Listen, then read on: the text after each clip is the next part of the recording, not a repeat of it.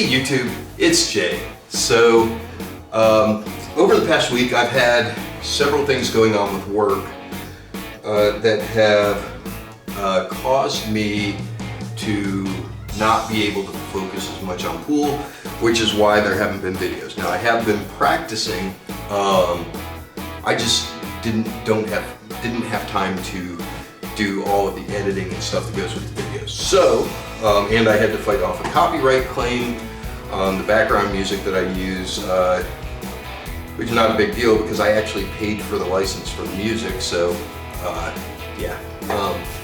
So they retracted their claim after they realized I had actually licensed the music. So the last week or so, I haven't really been doing much in the way of videos. So I'm going to make that up. You're going to hear me say this in a couple of videos while I'm doing the makeup videos, so that no matter which one you watch first, you hear it. This video today, I want to talk about some things that I've been doing to help improve my game very rapidly. And these are things that some of them are long-term things that will make your game better, that you can use to make your game better, and some of them are very specifically to correct certain issues with my game. One of those, I'm sure every serious shooter that's come on and looked at my videos has thought to themselves, this guy shoots way too hard. Well, you know what? I did in those early videos, and the reason why is because I'm focused on muscle memory, okay? And there are two types of muscle memory. There's gross muscle memory, which is tied to gross motor skills, and there's fine muscle memory, which is tied to your fine motor skills. There are two things that shooting really hard helps with. The first is shooting hard is tied to your gross motor skills. So let me talk about those. So what are the gross motor skills? Well, that's your generalized motor skills. So for example, I don't play basketball. If I was to go out on a basketball court and try to shoot free throws, I would be all over the place. I'd have some air balls, I'd hit the backboard sometimes I'd hit the rim, sometimes I'd make the shot, but I would have a fairly low percentage. I might make, initially, if I shot 10 shots, right now, cold, having not done no practice or anything else, I probably would not make a shot. I might make one, it would be luck if it went in. Your gross motor skills are the motor skills required to get close, okay? And so if I was to go out every week and I take one day a week and shoot 20 baskets from the free throw line, over time that my percentage that I make them would go up, okay? And it might get to where I'm 50, 60, 70% likely to make the shot from just doing 20 repetitions once a week. And that's your gross motor skills. Okay, so what it is I'm refining my gross motor skills every time I shoot. My technique gets a little better, or I reinforce a bad technique, but I adjust how I do things so that the ball goes in. And I'm making these big adjustments. Well, I'm way over to the left, so I need to turn a little bit to the right. Okay, so I'm a little bit right, I need to move left. Okay, that's gross motor skills. Fine motor skills are when you're in the area where you're doing it most of the time correctly and you're making these little minor tweaks. It's a different way of controlling your muscle to make those little tiny adjustments and to know the difference between this is going to hit the bottom of the net and this is going to hit the backboard, or this is going to hit the bottom of the net, this is going to hit the back of the rim and go in, and this is going to hit the back of the rim and come out. Those are all little fine adjustments. Okay, so when you're like I am, you know how to do it, and you had the muscle memory at one time and you're trying to recover that muscle memory. One of the things that you can do is to shoot hard. which removes the fine control from the equation and allows you to hone in on your gross control. So number one thing to help recover your stroke is get your gross motor control back, and to do that you shoot hard. I was actually at an event, God, this was 2002, 2003, something like that, and I was warming up on the same table as Buddy Hall, and he and I, when you warm up, you don't play against each other. Each of you takes and runs a rack, and then he gives up the table to the other guy. He runs a rack, gives up the table, he runs a rack. If you miss a ball, you might take 4 or 5 shots at that same shot over and over, but you reasonably, with consideration for each other, you take turns at the table. And Buddy and I were there warming up, and I had gotten to this a little bit late. Instead of having an hour to warm up, I had 15 minutes. And so I asked Buddy, I said, hey Buddy, how would you, if you were showing up at the last minute for a tournament, and let's say you missed practice entirely, how would you get yourself warmed up? And Buddy said, I would hit him hard. And I said, well, why is that? And he said, well, when you hit them hard, you loosen up a lot, your muscles loosen up a lot faster. Well, I got to thinking about that, and I started working on doing some hard shooting every day at the very beginning of the rack. And sure enough, I would get from totally cold to reasonably warm very, very quickly. And so it does work. So shoot hard early so that your muscles loosen up and so that you get your gross motor control under control, and then worry about fine tuning. Well, I've been doing that on the larger scale as I've been trying to get my game back. I've been shooting really, really, really hard with almost no English and counting on shot making, which as you've seen isn't exactly the greatest thing for me right now. And so controlling that gross motor skill, getting warmed up, loosened up very early, very quickly, you hit hard and you'll get warmed up faster. Number 2, working on fine tuning skills. You're going to see me shooting a lot softer, and you're going to see me using more English. So rather than trying to muscle the ball in, I'm going to shoot soft. And to get my lines, I'm going to be using English. I'm going to be using a lot more English than you've been seeing me use. I've been doing almost all stun shots up till now, except when I absolutely had to use English, because I had to fix my stroke.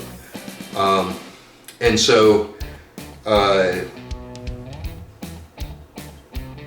just finishing that out, now that I'm comfortable with my gross motor skills, I'm working on my fine motor skills. So now I'm starting to get more precise. I'm starting to take my time more, which brings us to item number 2, which is shooting with no warm-up strokes. Okay, now you have not seen me doing this, but I have been, and there's a reason for it. So the way this works is you don't warm up. So these strokes, before you hit it, don't happen. What you do is you figure out what you want to shoot, then you just get down in one stroke. Okay? Figure out your lead, you figure out where you want to be, and you just one stroke.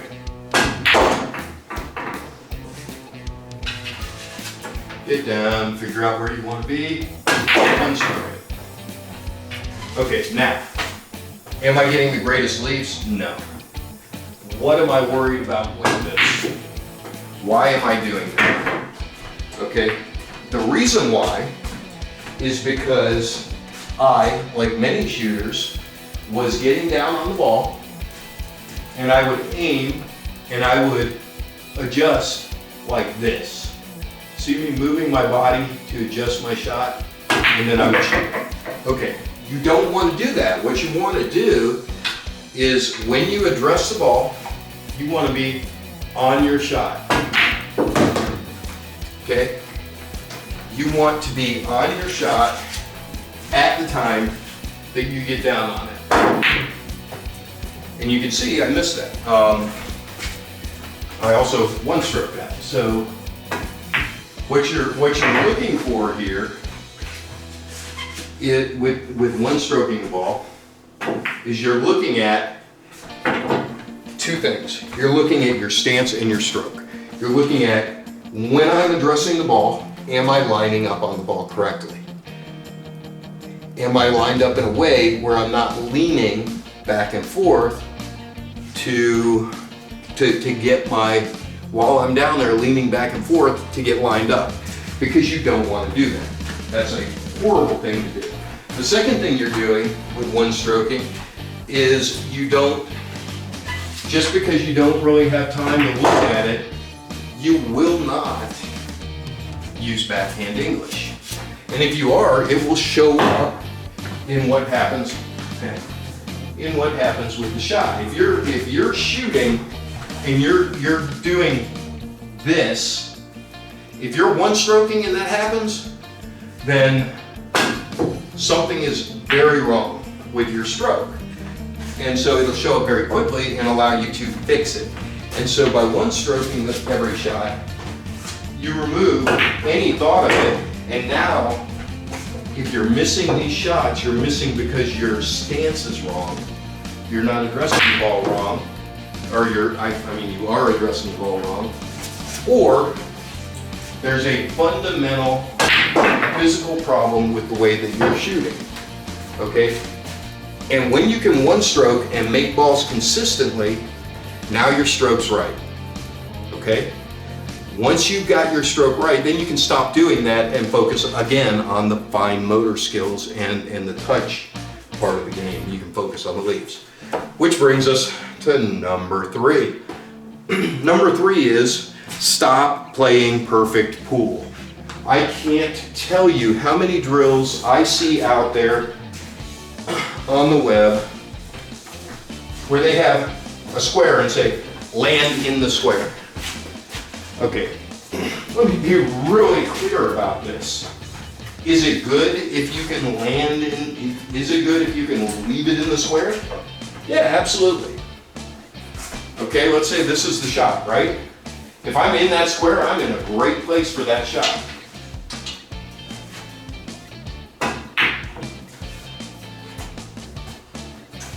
But you know what? I'm not in that square, and I'm still in a great place for that shot. I hit the ball, which is a big no-no. You do not want to hit the ball if you can help it. I hit the ball, and I'm still in a good shot. Okay, am I in the square? No. Am I in a good place to shoot that ball? Absolutely. Trying to play perfect position, and one of the worst is, I'm going to leave it exactly in the center of the table. That is a horrible way to practice because that's not how you want to play the game. So, back when I was starting to move up from being a top amateur player to being what they call a shortstop, because I gambled at the time. So the way that it works, the way that pool works in the various levels is you got the amateur ranks, which are your bar bangers, your APA and league players, people of all skill levels up to that certain level of skill where they're basically the person to beat in the league. And there's always one of those. There's always somebody who's in the league is the person to beat, especially in non-handicapped leagues. Well, above that, you have what's called a shortstop. And a shortstop is your very, very good local player. Your shortstop is, and they call it a shortstop because it's the person who cuts off the people who aren't serious aren't going to play a serious game. So a shortstop, a person that comes in that wants to gamble, is going to play various players, and at the lower levels they're going to lose some games to try to make people think they're worse than they are. There's a whole mind game that goes on with hustling. So the shortstop is somebody who they're good enough to play against the top players with weight, or even sometimes without weight. they are good enough that the people who come to gamble, if the shortstop can beat up on them, they'll typically go away. So it's the person that's in between, that's insulating the top level players, and I'm talking about gamblers, from the bottom level, so that they're kind of the gate that has to be passed through. And you see this in a lot of movies like The Hustler, The Color of Money, that one that Freddie Prinze Jr. was in, Pool Hall Junkies with Vin Rames and a few other people. In each of those, you saw that there were a series of players that the hustler had to get through to be able to play the better player. And so that's the shortstop, okay? It's the person in between that keeps the scrubs from playing against the top players. And typically a shortstop will not play for big money. They'll play, and it varies. Like me, I always, the most you'd ever beat out of me before I said, okay, enough, is about $1,000. That's the most, and I made good money at the time. Some shortstops will go up to 5, some will go up to 10. Above 10,000, you're pretty much not a shortstop. Now you're a player. And I'm talking about not 10 a rack, I'm talking about 10,000 over a session. If you're above 10,000 over a session, you are probably a player, and or you have a backer. And a lot of the players beyond the shortstops do have backers. I've seen games played. I saw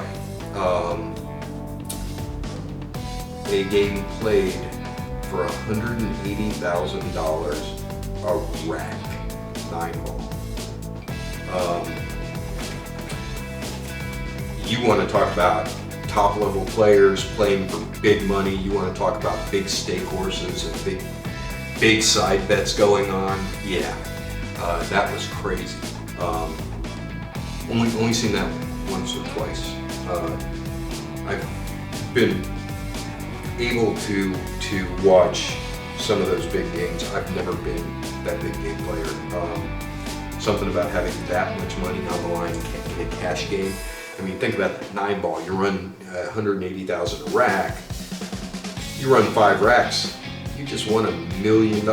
And typically that's with the stake horse. Very rarely is that the player's own money. And everybody knows that. That's not a story. Anyhow, not here to talk about gambling, but when I was moving up from amateur to shortstop, and when I was moving up from shortstop to low-level professional, the way you think about the game changes. And there's a fundamental change that happens. And sometimes it happens, sometimes those top level amateurs will pick up on it, but typically not. And that is that you are no longer playing perfect pool.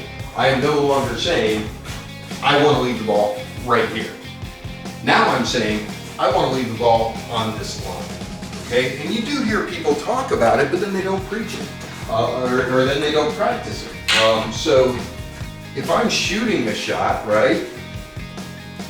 Let's say I'm shooting this in that side. Okay? Now I'm basically straight in. I've got a little bit of angle. I can say I want to leave the ball right there. Okay? And that's a perfectly legitimate shot. But let's just say that there's something blocking that line. All right? So now I've got to get here. I've got to get out here for this. Well, a lot of the advice will say, well, I'm just going to draw it back and put it right here. I'm going to put it somewhere from here to here. Okay, well, that line's 12 inches long. You have a 12-inch window to land that ball. Withdraw, which is notoriously difficult to control. And that's what a lot of amateurs and a lot of lower level players will do, is they'll try to draw that back and, oh, I didn't get my draw and now I'm hooked. Now what do I do? Okay, so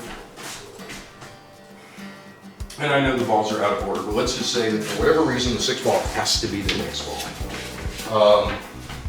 So same shot, still basically straight in, okay? Still basically straight in.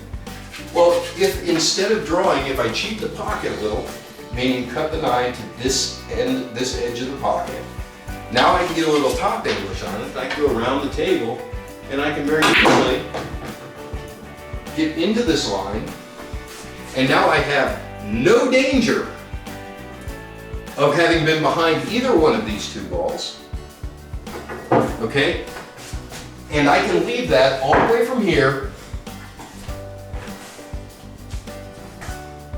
to here on that line, to here on this line. So I have 18 inches there. I have, what, 3 feet, 3.5 feet that I can land on this way. Now my speed control means absolutely nothing. All I've got to do is worry about making the shot and getting into this line, okay? That's all I've got to worry about. I no longer have to worry about, was I able to draw it? Was I able to control the draw? What about something like this? Let's say again, we've got the 1 right there. We've got a little cluster up here, maybe here. Cue ball's got a little bit of angle on it. And let's just put a 7 ball out here just to mess with it. And the 5 ball's right here. Okay? Well, a lot of players, let me just move that 7 so it gets in the way of this. So a lot of players will try to draw this back, okay? They'll try to draw back to the rail and get the shot. And you can do that. And you can see I do have a pretty good bit of stuff. I've got from here about 8 inches. I've got about 18 inches there. I've got about another foot there. So 30, I've got almost a 4-foot area that I can land in. So there is a lot of leeway or a lot of time that you spend in line on this shot. But if I take that same shot,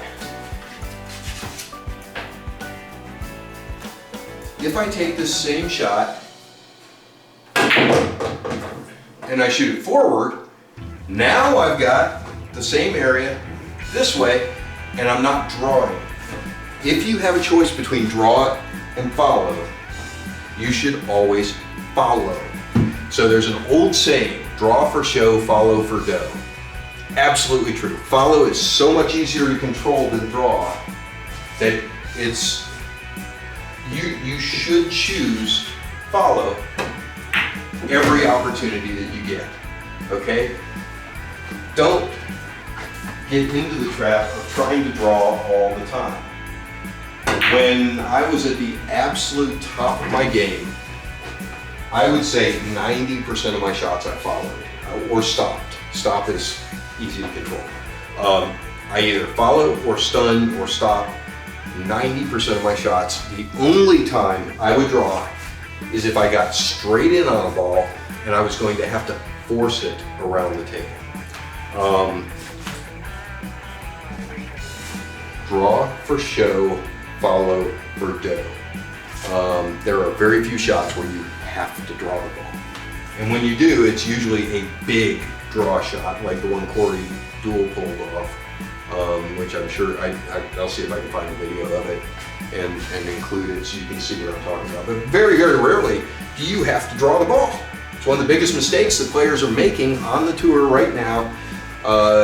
The Asian contingent of shooters and the Filipino contingent of shooters all tend to draw too much. They would be so much better. And I know they're incredible shooters. I'm not taking anything away from them. Some of them have world championships. Not trying to take anything away from them, but they could be better. And if they were to start to follow the ball more often, in favor of follow over draw, they could increase the level of their play. Now, granted, the way that they play and the way that they learn in the local environment in Asia, and I played in Korea, and I've also played in some European countries, and I will tell you that the Asian countries that I was in, where we played, they favor draw over everything. They're drawing the ball all the time. But if they were to follow it, they'd do so much better in tournament play. Anyhow, so, and by the way, that's number 4, draw for show, follow for dough. Number 3 though, still talking about this perfect pool idea, there is, for example, there's a drill, very, very well known one, and I'm just going to put these roughly in place.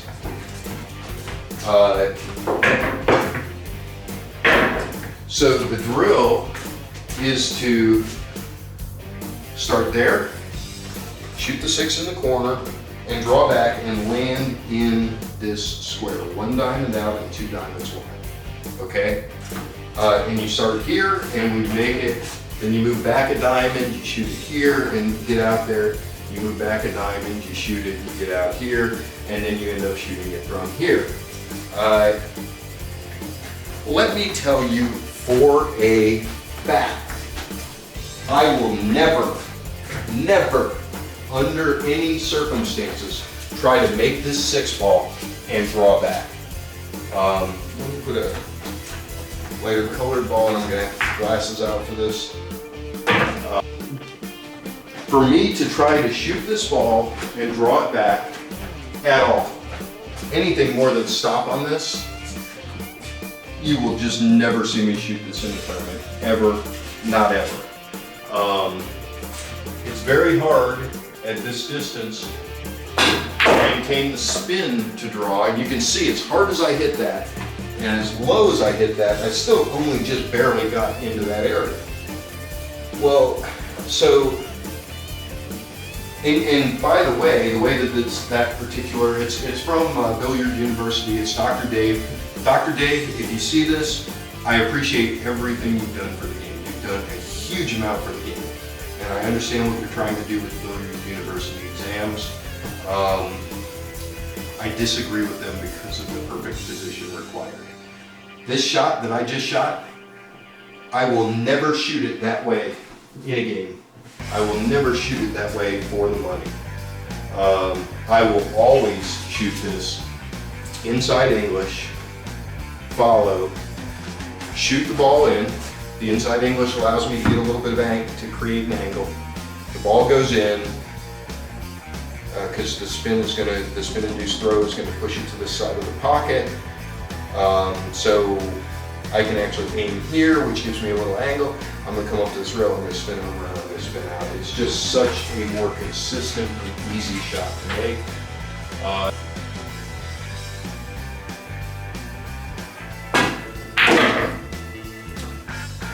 That is just so much more consistent. It's so much easier to control. I will never draw for that position. I will always use top inside English, cheat the pocket a little, use the spin-induced throw to bring the cue ball out. And I'm not picking on Dr. Dave and Billiard University. I think that Dr. Dave has done more for people understanding the science behind pool than pretty much anybody out there, with the possible exception of Bob Burns. He's done an incredible job of bringing pool to the masses. It's just that the drills that are presented are about perfect position and not playing lines. And they're about performing a skill for the sake of performing the skill, not for the sake of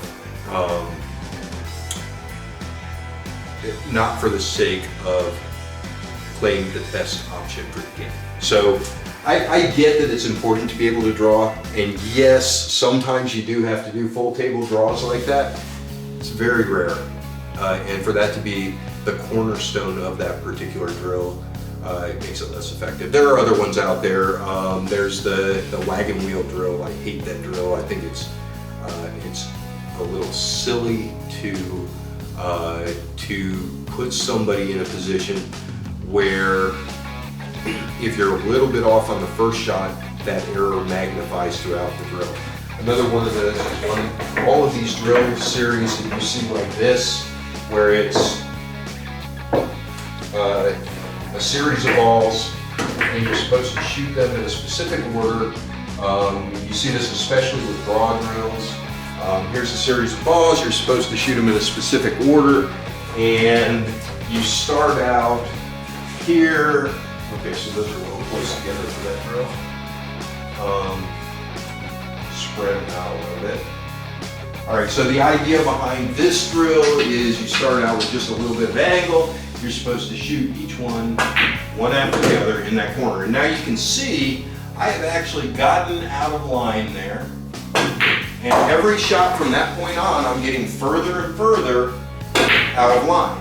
Well, those drills do nothing but frustrate the player. And it's not how you play the game when you're playing it. Yes, I understand it's a drill, but you know, one of the key concepts of doing drills and practices is to practice the way you play. And that's true whether you're talking about football practice, whether you're talking about pool practice, tennis practice, golf practice. In any practice situation where you're doing something that you're then later going to do in competition or for real, those practices you should always practice exactly the way you're going to do it in real life. Because when you are in the situation for real, your mind is automatically going to take you back to the drill that you were doing.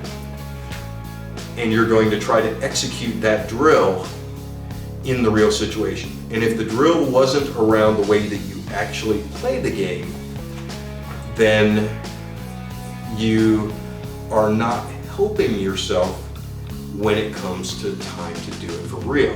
I can't tell you how many times when I was much younger and before I made this mental transition, I can't tell you how many times I practiced drills like that draw. And I got very good at it. I could do those drills and I could draw literally. I would regularly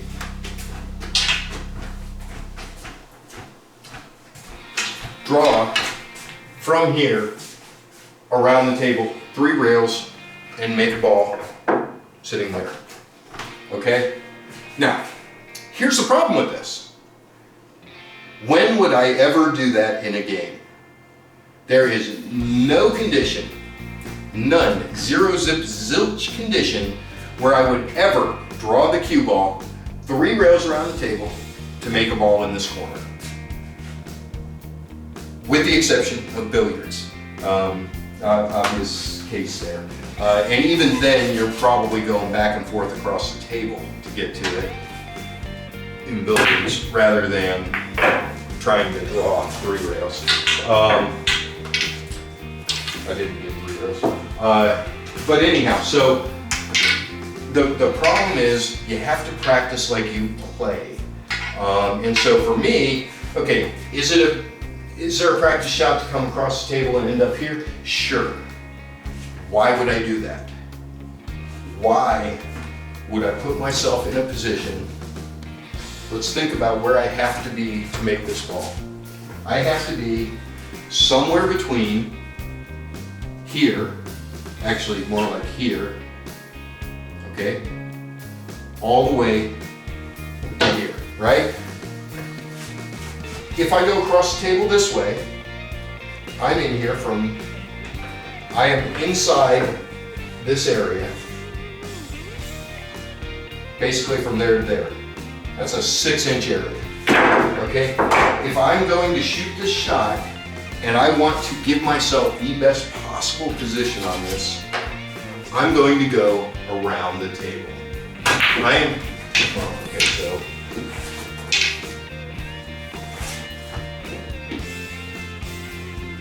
if I want to give myself the very best possible position on this, I'm going around the table. I am not going to try to go into that little tiny area. I'm going to go that way. That is how I'm getting on that shot. Now, let's think about that angle. So basically you got from here, okay, the angle was from here to there, right? Look at how much area I can be in and make that ball. It is almost impossible to hit this so badly that you don't have a shot on it if you go around the table. On the other hand, if you go back and forth, you can come in here and end up here.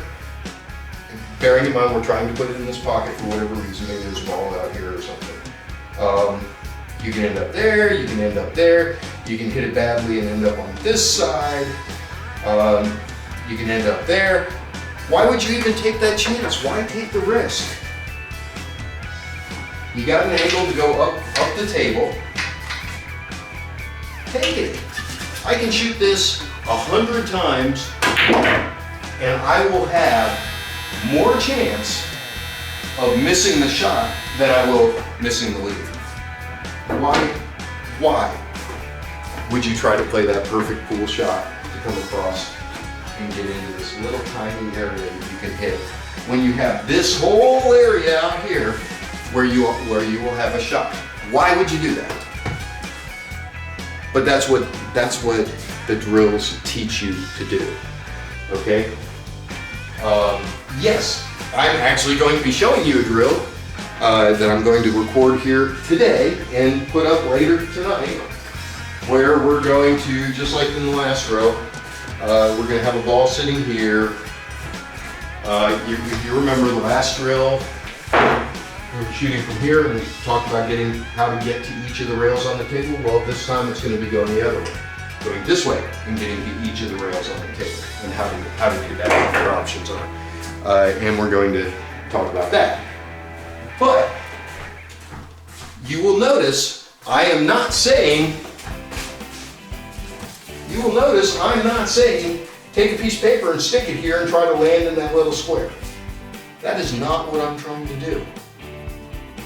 I'm trying to land somewhere along this rail because either the shot's here or the shot's here. I'm trying to land somewhere along this rail because either the shot's here or the shot's there. I'm trying to land in the center of the table because the shot's somewhere out here.